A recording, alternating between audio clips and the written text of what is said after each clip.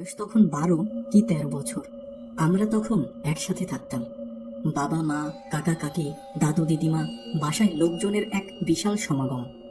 আমাদের গ্রামের বাসাটি ছিল 6 তলা। দেয়ালের কিছু কিছু জায়গায় প্লাস্টার খসে পড়েছে। বাসার পাশে ছিল বেশ বড় বড় নারিকেল গাছ। সেই সময় গ্রামে এক বাড়ি থেকে আরেক বাড়ির মধ্যে বেশ কিছুটা দূরত্ব থাকত।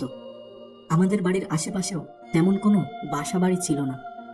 চারিদিকে গাছপালা আর ছোট ছোট ঝোপঝাড়ে পরিপূর্ণ ছিল। সেদিন ছিল রবিবার। সন্ধ্যায় আমি বারান্দায় দাঁড়িয়েছিলাম। এমন সময় কাকা আমাকে ডাক দিলেন, সৌরভ, এই সৌরভ। আমি দ্রুত কাকার রুমের দিকে গেলাম।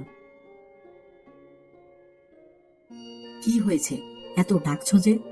আরে বড্ড মাথা ব্যথা করছে, যা গিয়ে সজলকে বল চা বানিয়ে নিয়ে আসতে। অগত্যা আমি সজলকে খুঁজতে গেলাম। সজল আমাদের বাড়ির একমাত্র কাজের ছেলে। টুকিটাকি প্রায় সমস্ত কাজই সে করতে পারত এবং ছেলে হিসেবেও সে খুব ভালো ছিল। আমি সোজা রান্নাঘরে চলে গেলাম। সেখানে যেয়ে দেখি সজল নেই।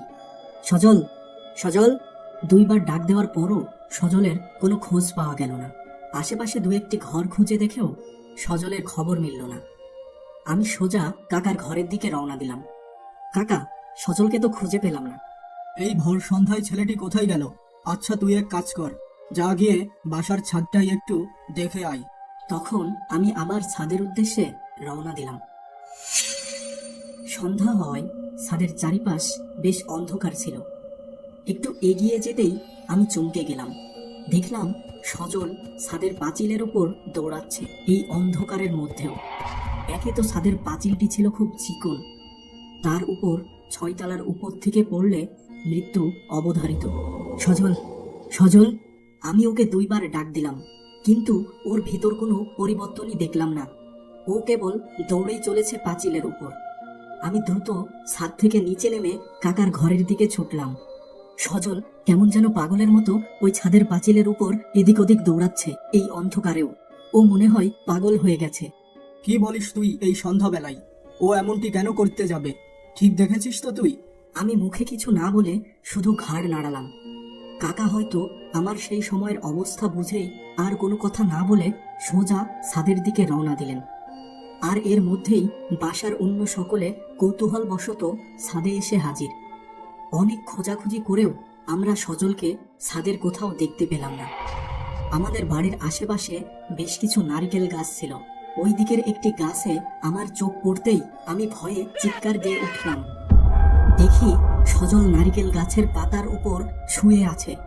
আমার চিৎকারে বাড়ির অন্য সকলের দৃষ্টিও ওই দিকে গেছে এবং তারা সকলেই হতবাক। এই সজল, সজল, নেমে আস বলছি। ওইখানে কি করে উঠলি? সজলের কানে যেন কোনো কথাই প্রবেশ করছে না। সে একইভাবে ওই পাতার উপর শুয়ে আছে। পরে ফায়ার ব্রিগেডের লোকেরা এসে ওকে গাছ থেকে নামিয়ে হাসপাতালে ভর্তি করে দিয়ে আসে। পরের দিন বিকেল 5টার দিকে ও হাসপাতাল থেকে ছাড়া পেয়ে আমাদের বাড়িতে চলে আসে। ওকে আবার বাড়িতে দেখে বাড়ির প্রায় সকলেই ভয় পেয়ে যায়। কেবলমাত্র কাকাই সাহস করে ওকে বলে, দেখ সজল, এই ঘটনার পর তোকে আর এই বাড়িতে রাখা সম্ভব হচ্ছে না। কাল যদি তুই ওই গাছ থেকে পড়ে যেয়ে তোর কিছু একটা হয়ে যেত, তবে এই বাড়ির নামেই বেশি বদনাম হতো। তোকে আগামী 3 মাসের অগ্রিম টাকা দিয়ে দিচ্ছি, তুই এই বাড়ি থেকে চলে যা। দেখুন, আমাকে এই কাজ থেকে তাড়াবেন না। আমি খুব বিপদে পড়ে যাব। কাল যে ঘটনা ঘটেছে তাতে আমার কোনো দোষ নেই। আমার মা মারা যাওয়ার পর থেকেই নির্দিষ্ট একটি দিনে তিনি আমার উপর ভর করেন।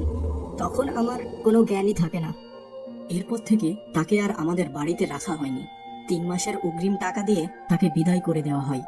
এবার যে ঘটনাটি বলবো সেটি আমার সাথে ঘটেছিল ইংল্যান্ডে 2002 সালে। সেই সময় টিম ইন্ডিয়াকে ইংল্যান্ডের ডারহামের লামলে ক্যাসেল হোটেলে রাতে থাকার ব্যবস্থা করা হয়েছিল। হোটেলটি ছিল অনেক পুরনো, ইংল্যান্ডের ঐতিহ্যবাহী হোটেলগুলোর মধ্যে এটি একটি। রাতে ঘুমিয়েছিলাম। হঠাৎ বাথরুমের ট্যাপ থেকে জল পড়ার শব্দে ঘুম ভেঙে যায়। বাথরুমে যেয়েই দেখি ট্যাপ বন্ধ করাই আছে। কিছু না ভেবে আবার শুয়ে পড়লাম। কিছু সময় পর আবার সেই একই শব্দ আসলো ওই বাথরুম থেকে। আমি এবার আস্তে করে যেয়ে বাথরুমের সামনে দাঁড়াতেই শব্দ উধাও। মনে মনে কিছুটা ভয় পেলাম। বাথরুমের ভেতর প্রবেশ করতে সাহস হলো না। এবার যেই আমি আবার শোবার ঘরের উদ্দেশ্যে রওনা দিতে যাব, ঠিক তখনই বাথরুমের ভেতর থেকে আগের সেই শব্দটি শোনা গেল। আমি ভীষণ ভয় পেয়েছিলাম ওই রাতে, এবং ওই রাতে আর ওই ঘরে থাকার সাহস হয়নি। পাশের রুমটি ছিল রবিন সিং এর। ওই রাতটা ওর রুমেই থেকেছিলাম।